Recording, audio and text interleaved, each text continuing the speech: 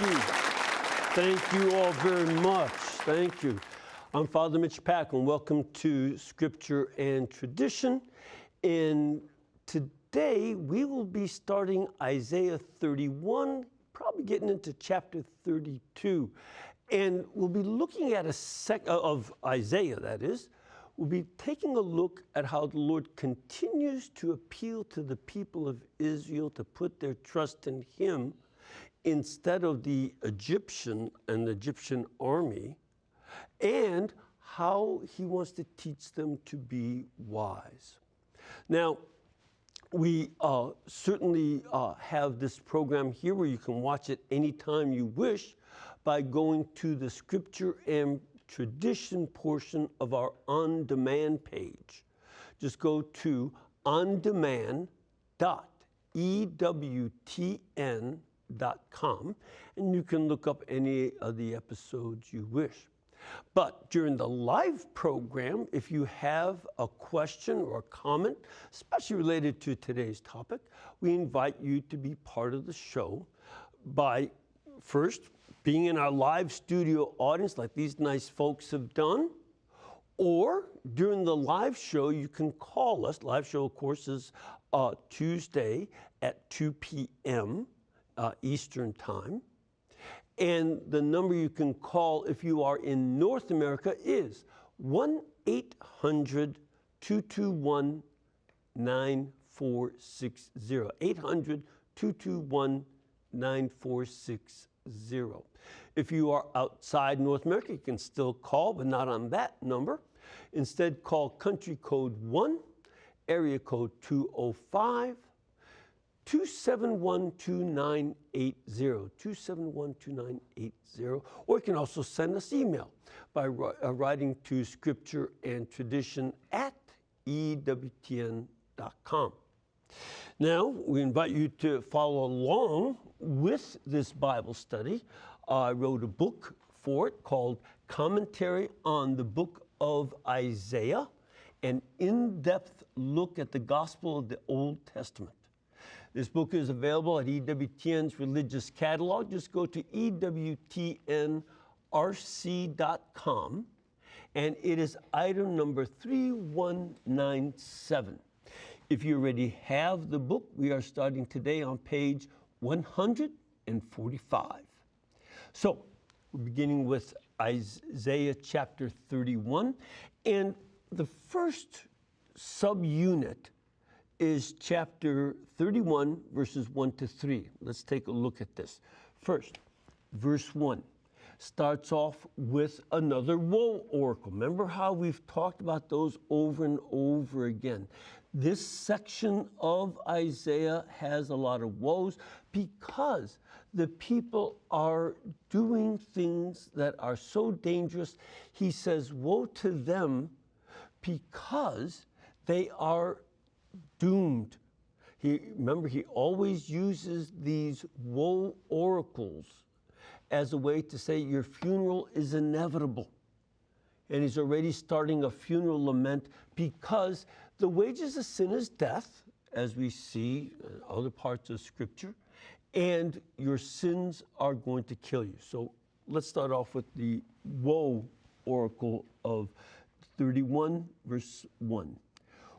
Alas, or woe for those who go down to Egypt for help and who rely on horses, who trust in chariots because they are many, and in horsemen because they are very strong.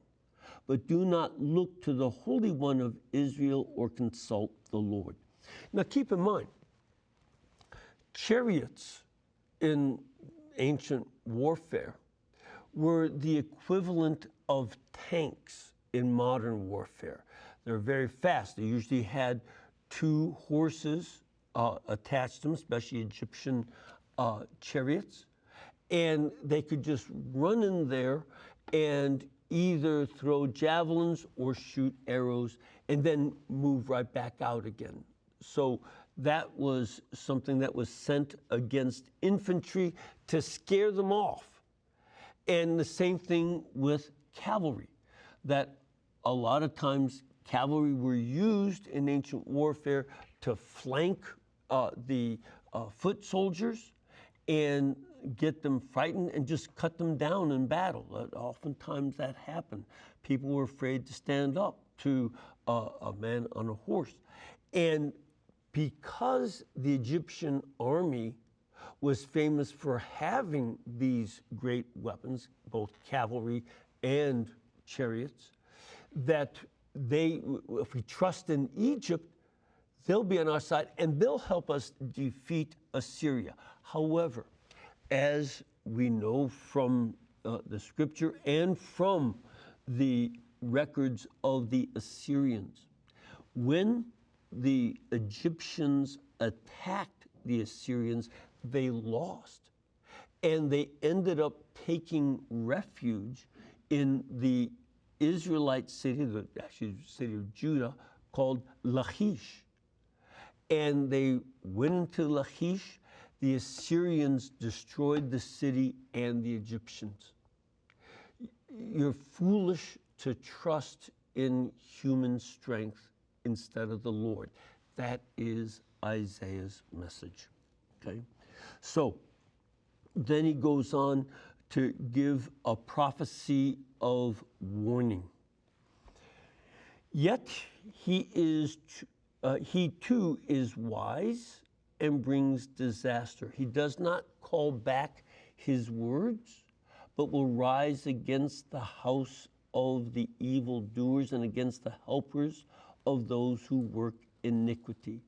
The Egyptians are human and not God. Their horses are flesh and not spirit. When the Lord stretches out his hand, the helper will stumble, and the one helped will fall, and they will all perish together.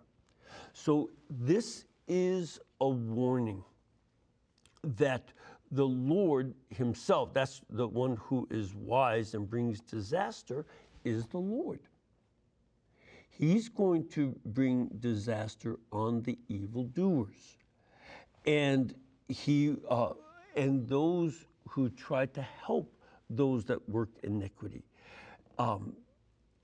The horses and chariots cannot stand up against God and his strength.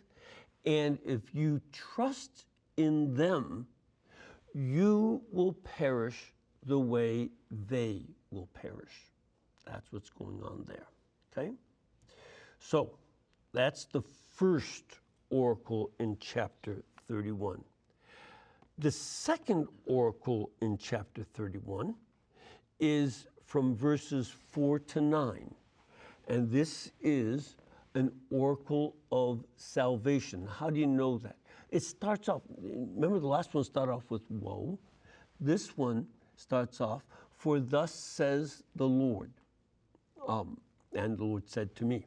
So that indicates a form of speech known as an oracle that the Lord is speaking here. And this is an oracle of salvation. So the Lord's given warning in the previous word, but now he's promising salvation. And because his goal isn't just to punish and destroy, he wants to save us. But you have to warn them against what's bad first, warn them against what is foolish first, and then give them the message of salvation. So he goes on, for thus said the Lord to me, as a lion or a young lion growls over its prey, and when a band of shepherds is called out against it, is not terrified by their shouting or daunted at their noise, so the Lord of hosts will come down to fight upon Mount Zion and upon its hill. Like birds hovering overhead, so the Lord of hosts will protect Jerusalem.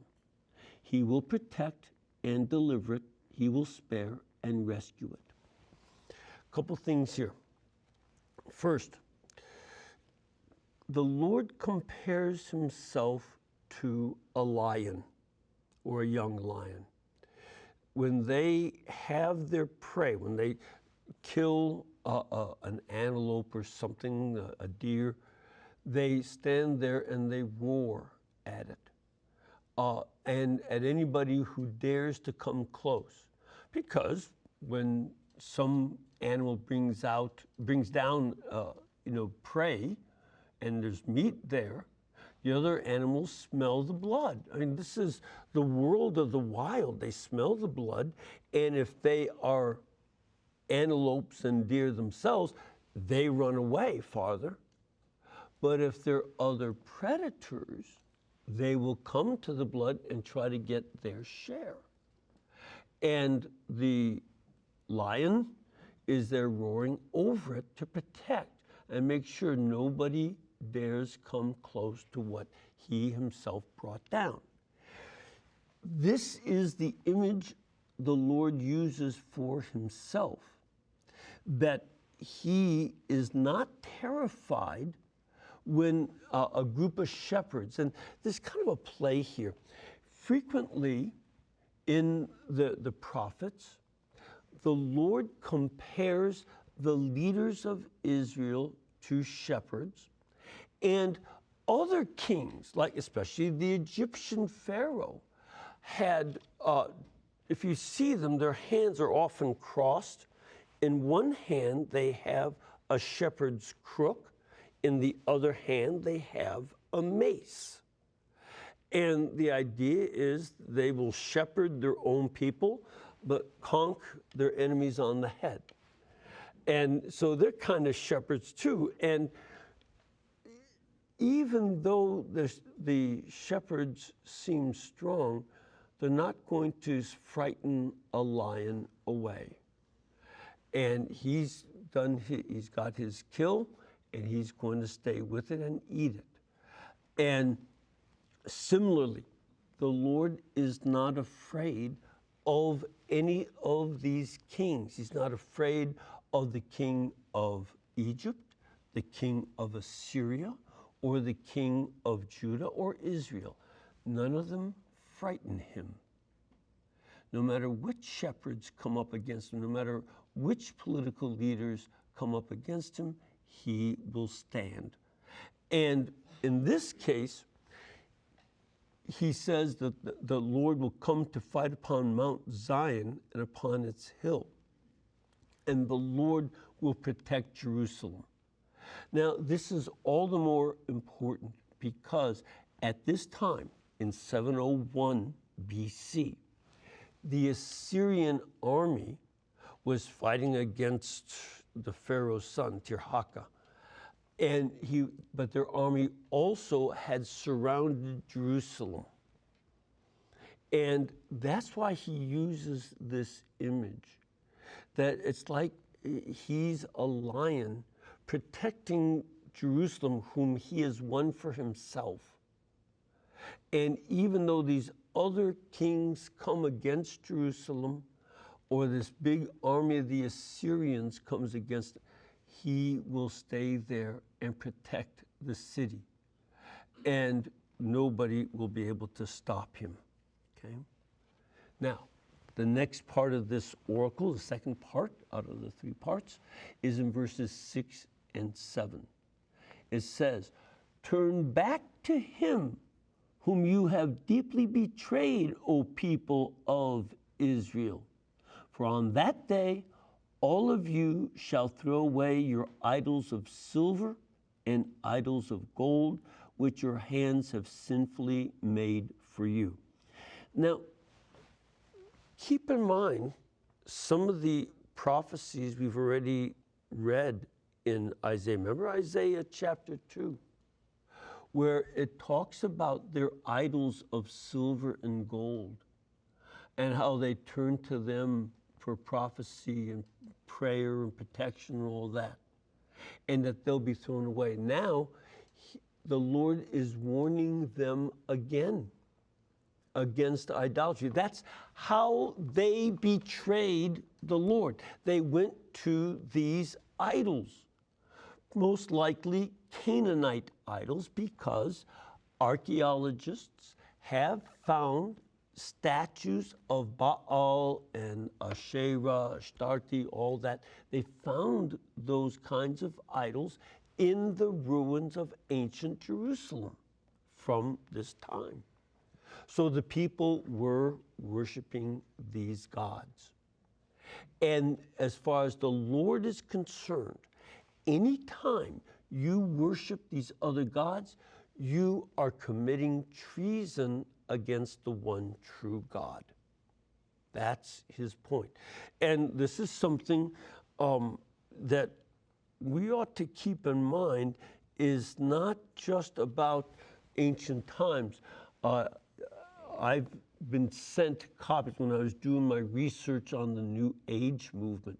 One of the things that had become popular was an attraction to idolatry. And in this magazine, well, it was a catalog for different gods. They had picked, different kind of idols for sale. Idols from Assyrian gods, Babylonian gods, Egyptian gods, big section. They had Roman gods, Greek gods, Celtic gods. And a lot of people, even though as Irish descent, they were born and raised Catholic, many of them have very foolishly gone back to the gods of Ireland before the time of St. Patrick. And this would all be, if you do it in modern times or do it at the times of Isaiah, it's still treason against the one true God, the only God who exists. And so that's what he's warning them about here. Then the third section here is verses 8 to 9, where it's this is a promise of God's salvation. So he says here in verse 8 and 9, then the Assyrian shall fall by a sword, not of mortals, and a sword not of humans shall devour him. He shall flee from the sword, and his young men shall be put to forced labor. His rock shall pass away in terror, and his officers desert the standard in panic, says the Lord, whose fire is in Zion and whose furnace is in Jerusalem. So,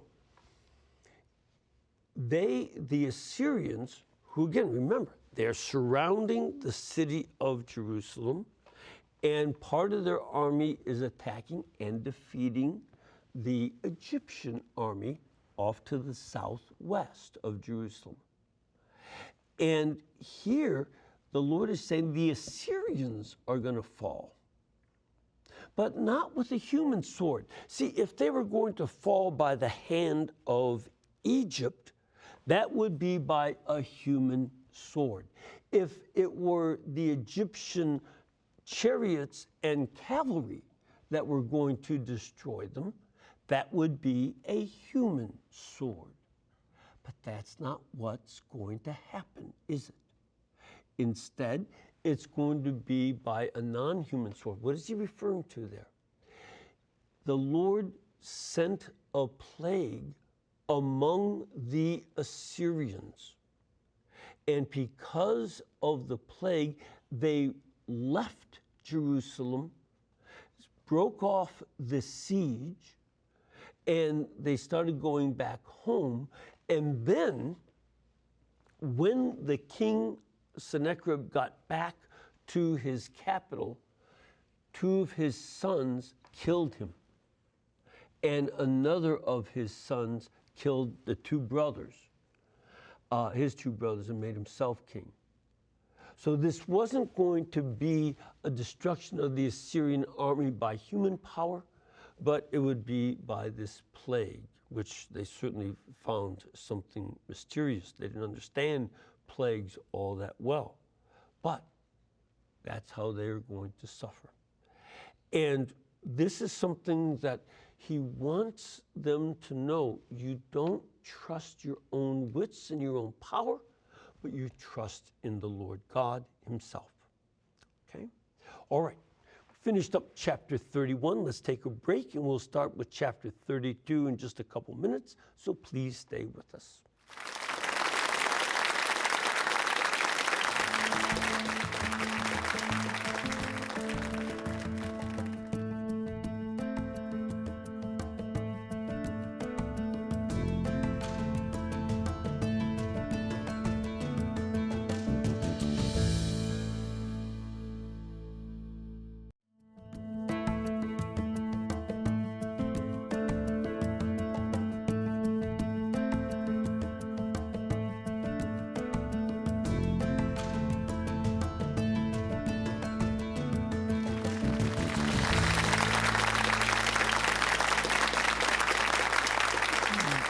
Welcome back. First of all, I want to take a look at Isaiah 32.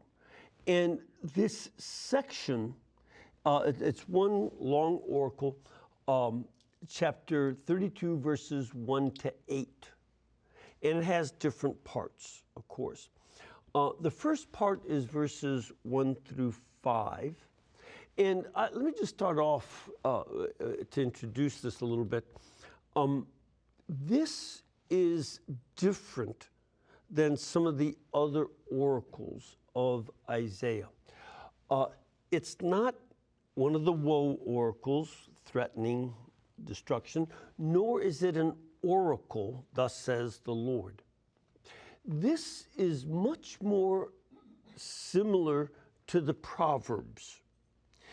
The Proverbs are, this collection of both essays reflecting on life as well as short little proverbs.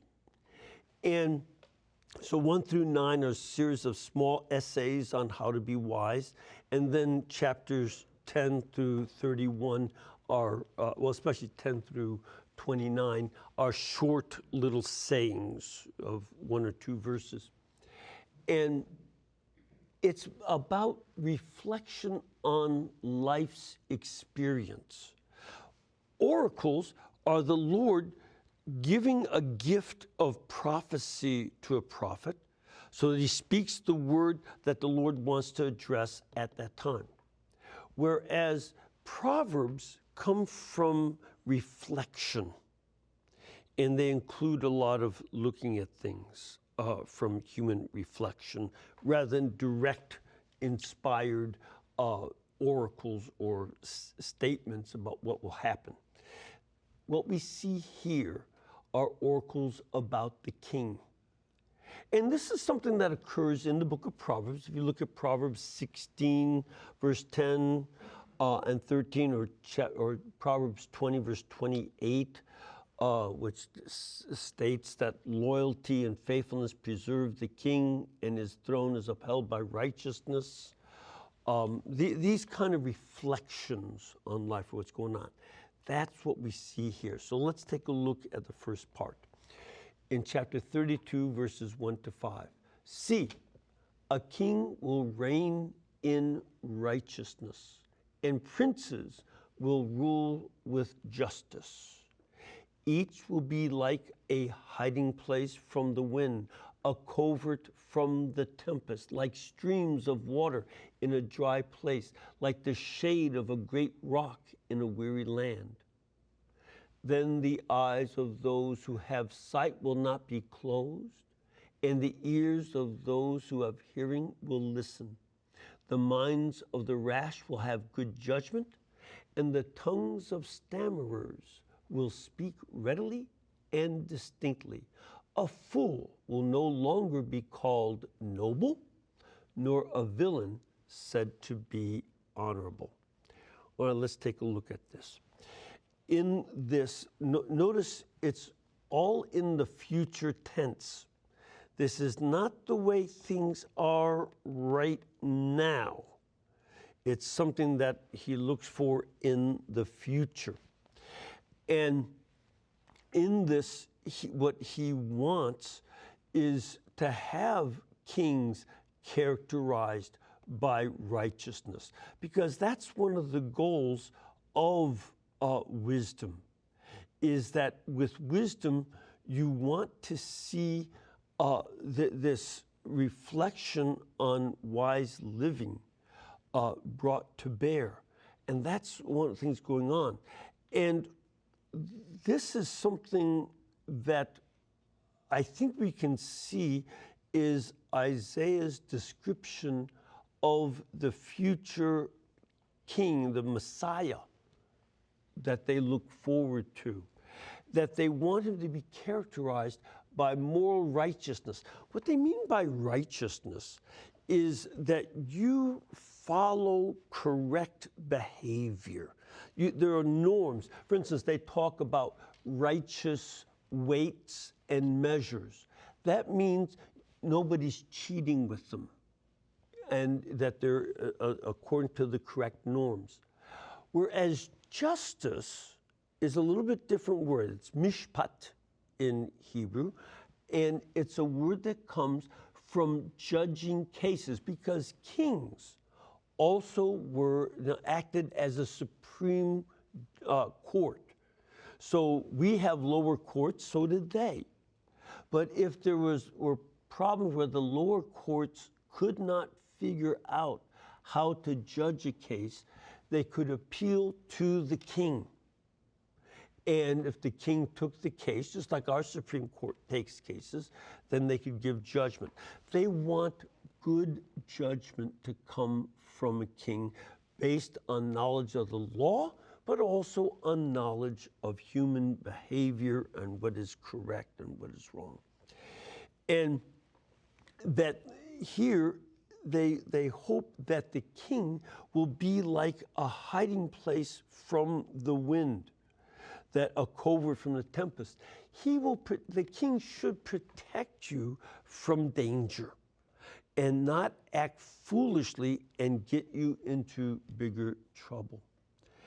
And one of the things that he then hopes for in verses 3 to 5 is that if you have a righteous king who knows how to give good judgment, then you'll see the whole nation can improve.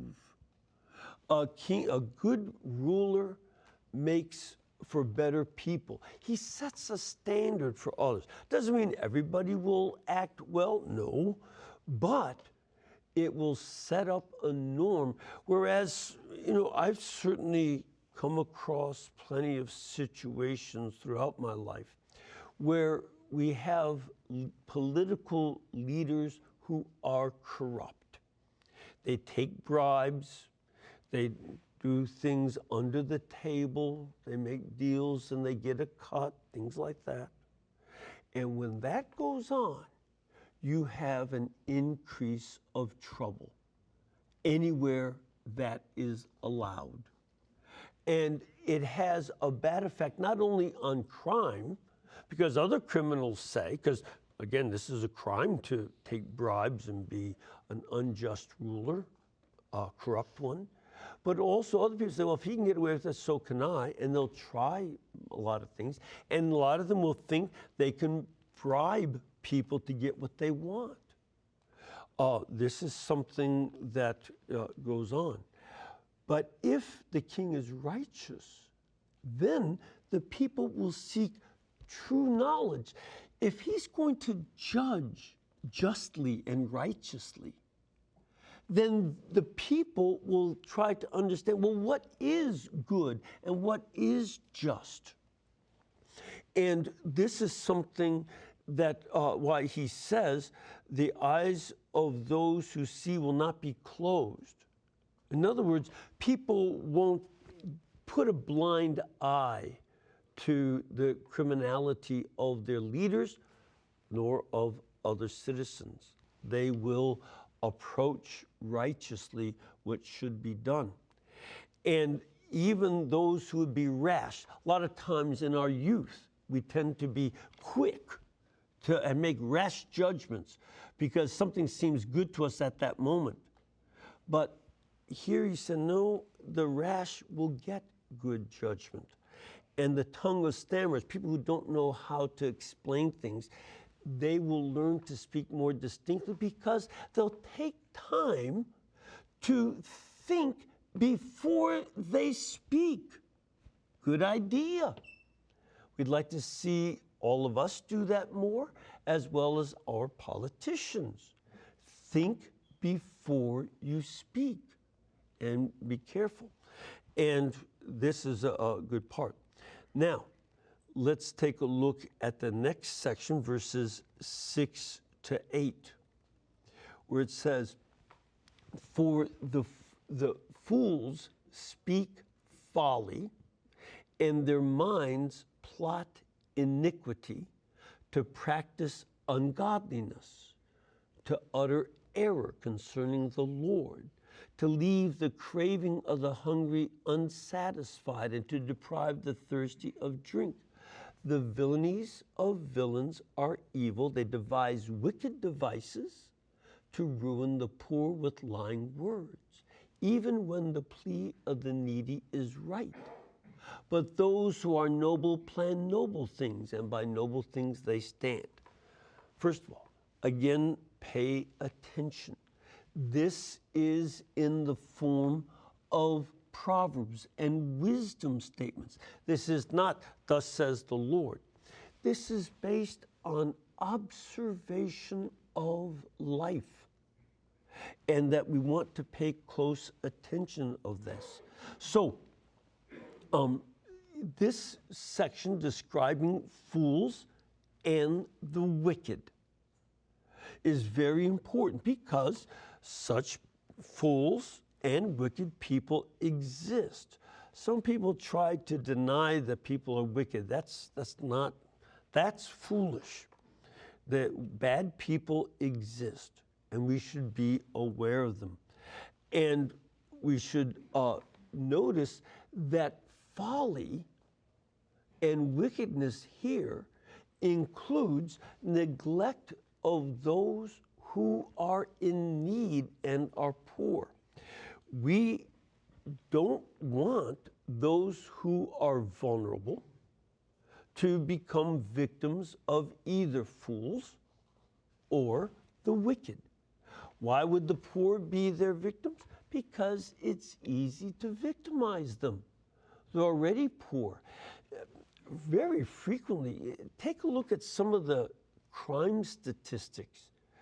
Do you think that most thieves mostly rob rich people? Frankly, it's typical that they don't know how to get close enough to the rich people. Sometimes they do, sometimes they break into mansions, but mostly they're afraid to.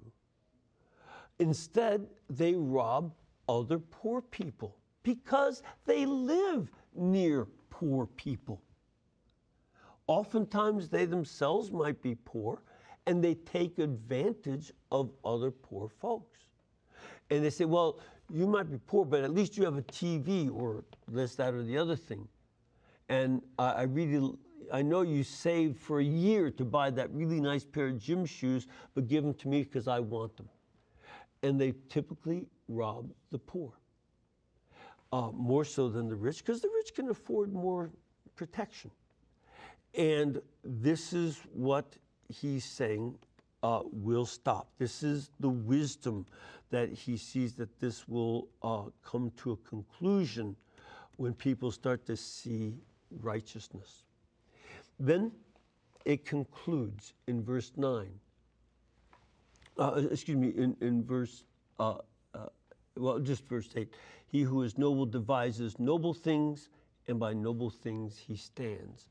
This is very much the thing that he hopes for from the Messiah, that there will be this nobility that raises up the level of expectation for everyone, and that everyone will do better and act more nobly, because noble leaders evoke nobility from us. Now, the next section is 6 verses, verses 9 to 14. And this is a warning to the complacent women of Jerusalem. So it starts up in verse 9 as a summon for the women and their daughters. Rise up, you women who are at ease. Hear my voice. You complacent daughters, listen to my speech. These are people who would be very wealthy, and it's very much what he had addressed back in chapter 3, an earlier prophecy. And he gives them a warning in verse 10. In little more than a year, you will shudder, you complacent ones, for the vintage will fail, the fruit harvest will not come. You know, one of the things that happened is that when the Assyrians surrounded the city, they would have destroyed all the surrounding fields. And that therefore, these women who are now, accustomed to luxury will not have the luxuries they expect. They'll be gone. So he gives them a warning to show signs of grief in verses 11 to 12. Tremble, you women who are at ease. Shudder, you complacent ones. Strip and make yourselves bare and put sackcloth on your loins. Beat your breast for the pleasant fields, for the fruitful vine.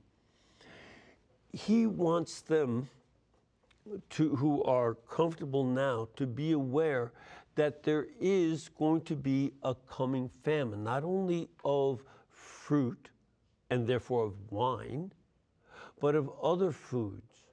These are people who are accustomed to luxury foods and plenty of it, given any time they want. But now they are going to suffer the consequences of famine caused by the siege. After the Assyrian army left, everybody is going to be hungry. And he goes on to explain the reasons for this grief in verses 13 to 14. For the soil of my people growing up in thorns and briars, yes, for all the joyous houses in the jubilant city. For the palace will be forsaken, the populous city deserted, the hill and the watchtower will become dens forever, the joy of wild asses, a pasture for flocks. In this section here, he is giving this warning that why will they desert the city? People will have to leave to go and find food. There won't be anything stored in the city. So you have to go looking for food and get it on your own. So don't just sit back complacently and say, well, I've got plenty. Or for now you do, but pretty soon everybody is going to have to go foraging for food and find whatever you can out in the fields. And then he goes on, verses 15 to 20, with a description of salvation. There's going to be salvation after this warning to these women. And he says that this will happen, in verse 15, until the Spirit from on high is poured out on us, and the wilderness becomes a fruitful field, and the fruitful field is deemed a forest. So there will be abundant crops coming down, but because the Assyrian army hung around so long, you won't be able to sow the fields and get a regular harvest. You have to take what you can find, but then there is hope that after they're gone, you will be able to plant your fields and vineyards, and there will be a harvest, but it's going to take a little while, so be ready for that. And then, in addition to the crops, what will the Spirit of God do? And that's what, remember, this is a gift from the Spirit of God in verse 15. Now in verse 16 to 18, we will see that there will be justice and righteousness. He says in verse 16, then Justice will dwell in the wilderness, and righteousness abide in the fruitful field. The effect of righteousness will be peace, and the result of righteousness, quietness and trust forever. My people will abide in a peaceful habitation, in secure dwellings, and in quiet resting places. This was something that was also the hope of a righteous king. If the king was good and the king was righteous, then you could expect that the whole land will prosper. You see this in Psalm 89, for instance. So also does he portray here. And he goes on to explain in verse 19, the forest will disappear completely and the city will be utterly laid low. By forest, he means the enemy army. Why would you call them a forest? Because they have spears. And their spears are made out of wood, and it's like a forest of spears, but that will disappear. And instead, the city that he refers to that will be destroyed is the Assyrian capital, Nineveh. They will be destroyed. And that's the hope that he has. And then finally, the last verse, happy will you be who sow beside every stream, who let the ox and the donkey range freely. That there will be, after the Assyrian army is gone and the city of Nineveh destroyed and they're no longer a threat to you, then you'll be able to let your cattle roam free. There'll be plenty of water because the Assyrian army is not drinking at all. And there'll be plenty of space to grow your crops and feed your herds and your flocks, and prosperity will be returned. But it is all connected to something that the Spirit of the Lord will do to affect righteousness and justice, as well as prosperity in the land. And Isaiah sees that prosperity and justice, as well as prosperity, go hand in hand. This is a message why, especially in a democracy such as we live in America and many other parts of the world, we pay attention and don't let our politicians get away with criminality. We don't let them take bribes. We don't let them steal. We don't let them become corrupt. But we seek those who are righteous, and then we can see the way that good wisdom and good sense and prosperity can come to our cities and our countryside because our politicians are not acting corruptly. It makes a difference in the time of Isaiah. It makes a difference today as well. All right, we're going to take a break. We'll come back in a couple of minutes, so please stay with us.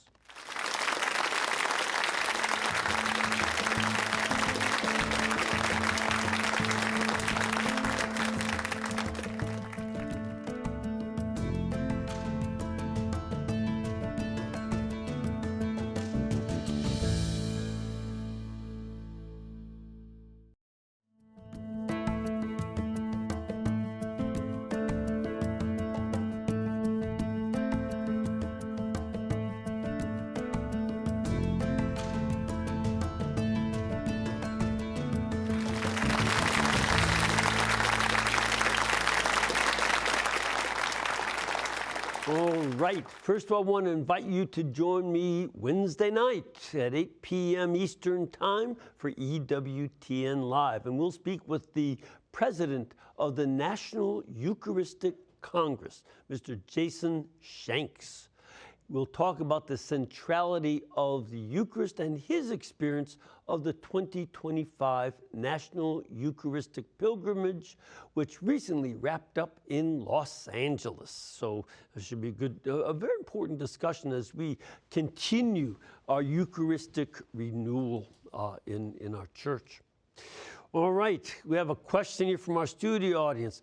Father, where are you from? I am from Ville Platte. At least I'm a pastor in Ville Platte, Louisiana, in the Diocese of Lafayette. Thank you. Thank you for coming.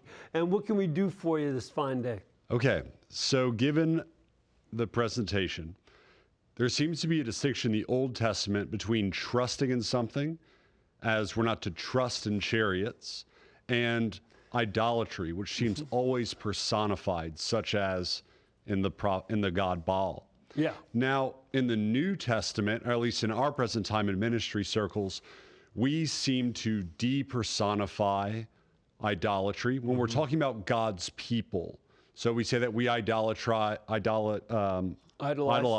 Yeah. wealth. We would idolize sports, for instance, like LSU just winning the national championship. Go Tigers. Congratulations, LSU. Thank you. And how do we then perceive idolatry as a sin that God's people commits today? Is it simply a trusting in chariots, or is it something different that is truly personified that we're not aware of? I think we still have both kinds of idolatry. The one, you're right, it's trusting in chariots and political power, in that case, military power. But for many people, it's trusting in economic power, as well as in the military at times, or in alliances and such as that, instead of keeping ourselves firmly grounded in God our Lord. So that, for instance, of course, our nation is going to have an army. That's for sure. But do we trust in God enough to make sure that our use of the military follows good moral principles? Or do we do it immorally? You know, that might makes right, so I can do whatever I please. No, we have to, that would be trusting in things separated from God and His commandments. Idolatry in our society does exist. We have to keep in mind, a lot of people call themselves nones. They're non-religious. They're non-anything. And there's a great principle stated by G.K. Chesterton. When somebody loses their faith in God, they don't believe in nothing. They'll believe in anything. How many people, instead of praying and seeking God's guidance from Scripture and the Ten Commandments, look up their horoscopes? Show me a newspaper, for all their secularism, that doesn't have the horoscope in it. Or they go to fortune tellers. You can drive all around the country and see people, palm readers, fortune tellers, all that stuff. This is true idolatry and a sin against the first commandment to use any of these things. And like I mentioned, in the presentation, some people actually buy idols. So there's both kinds of false trust in human power, as well as people. Well, God has His commandments, but some of these Celtic gods don't have any commandments, so I can do whatever I want morally, especially in the sexual realm, and then still be spiritual. Again, Father, I'm sure you hear it. How many people say, well, I'm not religious, I'm just very spiritual? You phony, get out of here. Because it's what I call spirituality light, L-I-T-E. It doesn't have any substance to it. So that's no good. Ma'am, where are you from? I'm from originally New Orleans, Louisiana, but I've been in Lafayette area. Good to have you here. Louisiana. Welcome. And what can we do for you today? Well, I was listening to you about kings being corrupt and Yeah. people not trusting them if they take bribes. And Yeah. you acting like politicians these days are honest in this country and they don't take bribes or under the table deals. If I came across that way, that's a complete misrepresentation of myself to you, because I know that there are corrupt politicians. We we hear about it. They had to fire a whole police department in one of our towns nearby. And another one, the sheriff's police were arrested for, oh, no. There's plenty of corruption, and this is what we very much have to pay attention to. That giving ourselves permission for that is something that, and say, well, the politicians are always corrupt, so it's no big deal. No, this is a democratic republic. It's not a democracy, it's a republic, but a democratic republic. And we have an obligation to stay very alert to the corruption and do what we can to stop it. Sir, where are you from? Lafayette, Louisiana. Oh, good to have you here. I guess most of y'all from Lafayette, great Most little of town. us. If any of you have never been to Lafayette, go there. They know how to cook. I'm here to tell you. Nobody in Louisiana has seen a fat or a sugar they didn't know how to make taste better. So Yeah. what's your question or comment? Given the world today and the situations that are going on in Iran and all these things, what can the common people do besides pray? Okay, that's a good start to pray. But also in that prayer, not only pray for those people, but ask our Lord, what do you want me to do? Not just fix those people that are already in office. What do you want me to do? And especially as the laity, the lay faithful have the obligation to get into politics. This is your particular realm. And I'm not expecting you to run for president or even senator. But what I would like you to do is run for the library board, your county board, well, in your case, parish board. There are local little things. They seem very little, and nobody pays attention to it. Pay attention and take some of those, because this corruption goes on. We found in one of the libraries locally, a small town, Alabama, that there were pornographic books in the children's section. I'm not going to describe what they recommended, but I and others went to the meeting where they were arguing about whether to have these books in there. And they voted to keep them, but then we went to the state level and they voted against it. So it became state law. Some of these were terrible things for children. Library board is good. County, all these levels. And if you have a competence, take it. And this may also bubble up, and keep an eye on your politicians. Pay attention to the judges. Who's running for judge? You're more likely to meet the judge than you are the president. Pay attention, okay? This is the kind of thing we have to do. All right, but another thing I have to do is finish up. So the Lord bless you all and keep you and cause his face to shine upon you and lead you in all of your ways by his peace. Almighty God bless you, the Father, Son, and Holy Spirit. Amen. And we can bring you this network because it's brought to you by you, keeping us in between your gas bill, your electric bill, and your cable bill. If you do all that, we'll be able to pay our bills too. Thank you, and God bless.